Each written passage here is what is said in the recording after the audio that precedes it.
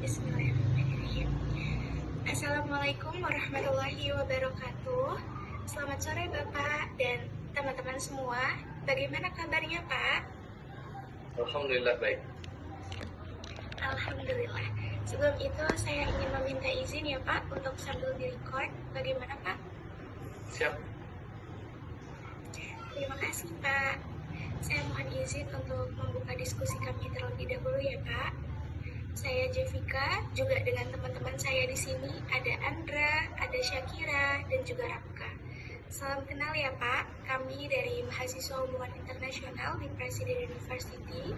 Sebelumnya kami ingin mengucapkan terima kasih Pak atas kesempatan dan waktu yang telah Bapak luangkan kepada kami untuk melakukan diskusi guna memenuhi tugas kuliah kami. Jika Bapak berkenan untuk memperkenalkan diri Bapak, boleh sekali Pak. Dipersilahkan. Baik, Assalamualaikum warahmatullahi wabarakatuh. Karena Anda ini semua usianya seusia dengan anak-anak saya, maka saya panggil anak-anak saja. Baik, anak-anakku sekalian, terima kasih telah berkenan mengundang saya untuk hadir dan berdiskusi pada kesempatan sore hari ini.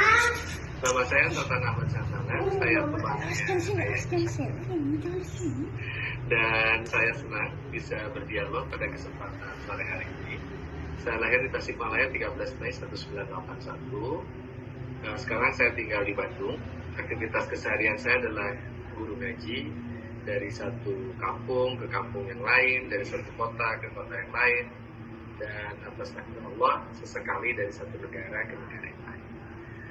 Saya juga mendirikan sebuah sekolah berbasis literasi dan hafalan Quran di daerah Cilenyi, daerah Bandung Timur. Sekolahnya adalah sekolah inklusif, everybody welcome.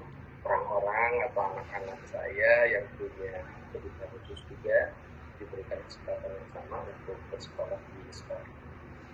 Saya kira cukup ya perkenalannya. Dan oh ya, saya mohon maaf saya memakai akun Google-nya istri saya, namanya Larasa. Baik, nggak apa-apa Pak. Terima kasih banyak Pak. Ya. Overview dari diskusi kita ini akan membahas tentang agama dan juga kepercayaan Islam, mulai dari kegiatan keagamaan, prinsip dasar, hingga nilai-nilai toleransi dan ukhuwah antar umat beragama ya Pak. Kami berharap diskusi ini dapat memperdalam pemahaman kami dan teman-teman semua tentunya mengenai Islam sebagai agama yang rahmatan lil alamin. Baik Bapak, kami akan membacakan 10 pertanyaan secara bergantian dan tentunya kami sangat menghargai jawaban Bapak. Kami mulai ya Pak. Siap. Baik, untuk pertanyaan pertama, bolehkah kami tahu Pak, kegiatan keagamaan apa saja yang biasanya Bapak lakukan dalam menjalankan ajaran agama Islam?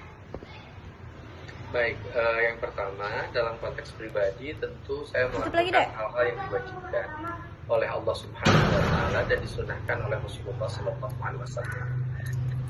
Lalu kemudian karena saya juga adalah makhluk sosial yang tidak bisa terlepas dari kewajiban-kewajiban sosial saya, maka kemudian saya melakukan dakwah. Dakwahnya dengan 3 hal.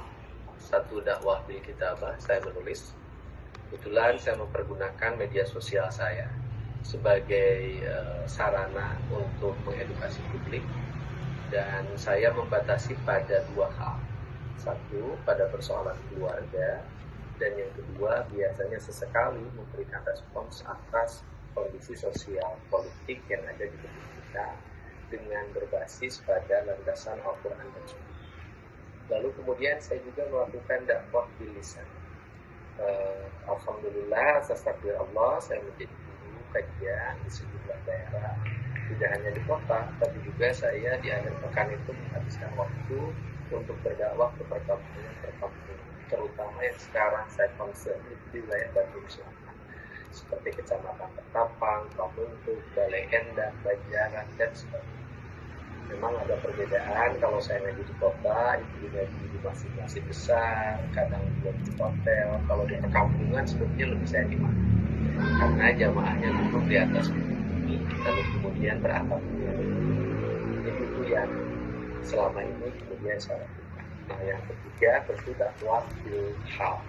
Jadi saya sering menyampaikan salah satu hal yang paling rumit dari berdakwah itu sebetulnya bukan merangkai kata-kata, tapi menyampaikan tindakannya. Publik itu membutuhkan teladan, bukan hanya sekedar kata. Maka saya berikhtiar semaksimal mungkin memberikan teladan kebaikan sesuai dengan apa yang saya bisa, sesuai dengan apa yang saya mampu. Nah, selain kemudian itu, saya juga masuk ke organisasi kemasyarakatan Islam. Namanya Jamiah Persatuan Islam. Sebuah organisasi massa Islam terbesar ketiga setelah Nahdlatul Ulama, NU, dan Muhammadiyah. Jadi itu kegiatan keagamaan saya, baik dalam konteks pribadi maupun kegiatan saya dalam konteks saya yang tidak bisa dipisahkan dari lingkungan saya, lingkungan masyarakat sekitar saya. Begitu. Wah, ternyata sangat produktif sekali ya Bapak. Baik Bapak, saya terima jawabannya dengan sangat-sangat sangat baik. Karena sebetulnya memang dakwah itu nggak cuman menyampaikan, namun juga bagaimana tanggung jawab dengan penyampaian itu sendiri ya Bapak. Betul. Baik Bapak, menurut Bapak apa dasar atau sumber utama ajaran Islam yang menjadi pedoman dalam kehidupan sehari-hari? Baik. Jadi kalau dalam konteks kehidupan berbangsa dan bernegara, kita akan punya dasar landasan kita bernegara. Ada Pancasila, Undang Dasar 45, ada undang-undang, ada keputusan presiden, keputusan menteri, dan sebagainya. Nah, dalam konteks kehidupan keagamaan kita juga, terutama saya sebagai seorang muslim, saya juga punya dasar-dasar yang dijadikan sebagai sandaran saya untuk melakukan tindakan. Satu, tentu Al-Quran. Al-Quran adalah kitab suci umat Islam yang diturunkan oleh Allah Subhanahu wa Ta'ala melalui malaikat Jibril kepada Nabi Muhammad SAW, yang punya fungsi yang pertama adalah hudan, yakni petunjuk, yang kedua adalah bayan, penjelas, lalu kemudian yang ketiga adalah furqan, pembeda. Jadi kalau kita baca Quran kan ada kalimat syahrul Ramadan alladzi unzila fil Quran hudan linnasi wa bayyinatin minal huda wal furqan. Jadi Allah itu sudah ngasih petunjuk sama kita melalui Al-Quran, dan Al-Quran itu punya 3 fungsi pokok. Satu, sebagai hudan, petunjuk. Jadi kalau kita pengen bahagia di dunia wal akhirat, di dunia dan akhirat, maka pakai Quran. Kalau kita pengen menghadirkan keadilan sosial bagi seluruh rakyat Indonesia, sebetulnya kita pakai prinsip-prinsip universal yang ada di dalam Islam. Lalu kemudian yang kedua bayan, itu kan jelas. Kadang kan kita suka ada jelas ya, kita pengen ngapain. Kan kalau kita nanya pada diri kita sendiri, kadang rohyu kita, akal kita itu kan terbatas. Tapi kalau di Quran, kita diberikan penjelasan. Hidup kita itu untuk ibadah. Hidup kita itu untuk mengabdi kepada sesama, memberikan kebaikan kepada sesama. Lalu Furqan itu kayak timbangan pembeda. Kira-kira baik buruk benar salah itu basis argumentasinya apa? Ya basis argumentasinya adalah itu. Jadi saya kasih contoh misalnya, bagaimana pandangan Islam terhadap alkohol. Alkohol itu di dalam Islam itu adalah sesuatu yang haram bila dikonsumsi sebagai minuman, kata dia dikonsumsi sebagai minuman. Jadi kalau kemudian alkohol digunakan untuk hal lain, tentu kita sebagai orang yang kemudian juga mempercayai sains dan teknologi itu bisa digunakan. Contoh, kalau kemudian kita mau membasuh, bagaimana kalau pakai alkohol? Nah, kalau ada pertanyaan, kenapa alkohol itu nggak boleh dalam Islam untuk diminum? Karena di dalam Al-Qurannya ada ayatnya. Jadi innamal khamru wal maisir. Jadi telah Allah haramkan judi dan juga minuman keras.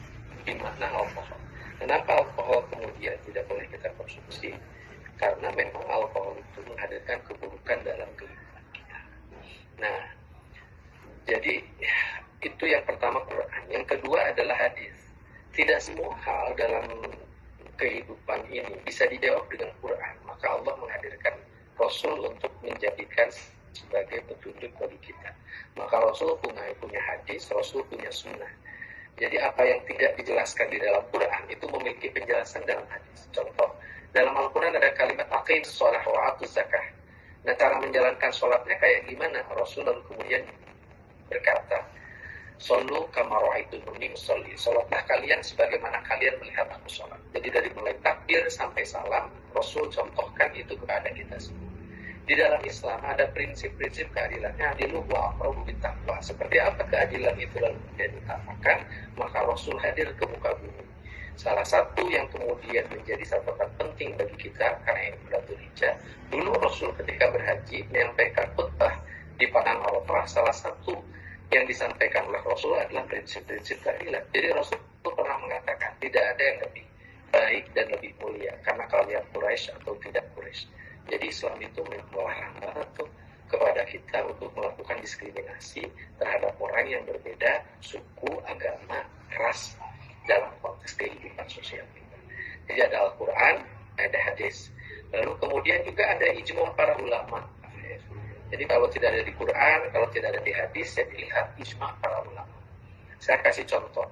Dulu di zaman Nabi itu nggak ada tuh peristiwa sholat Idul Fitri yang kemudian dibagi sesinya.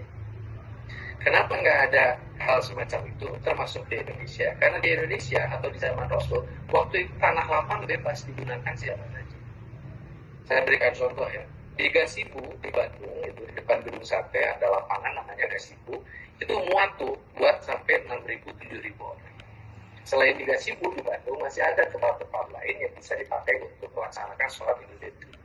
Tapi ketika kemudian saya menyampaikan khutbahnya di Jepang, tempatnya di Sekolah Republik Indonesia Tokyo, itu kapasitasnya itu hanya kurang lebih 1.500, sementara yang mau datang lebih dari 7.000-8.000 orang. Maka ada ijma, ada kesepakatan para ulama. Oke, kalau gitu selama waktunya adalah waktu dari mulai subuh sampai duha, maka kita melakukan proses pengaturan. Jadi ada yang 1.500 tahap pertama, 1.500 tahap kedua, 1.500 tahap ketiga, 1.500 tahap keempat. Itulah sebetulnya adaptifnya Islam terhadap perkembangan zaman. Jadi gitu, dirikannya.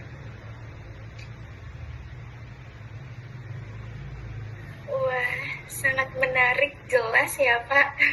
Terima kasih banyak Pak penjelasannya yang juga dengan Untuk pertanyaan selanjutnya akan dibacakan oleh teman saya ya Pak, yaitu Andra. Oke, pertama saya ucapkan terima kasih atas kesempatan yang diberikan untuk menyampaikan pertanyaan saya pada sesi ini. Perkenalkan, nama saya adalah Andra. Untuk pertanyaan pertama saya ingin menanyakan tentang apakah ada hal-hal tertentu yang sebaiknya dihindari atau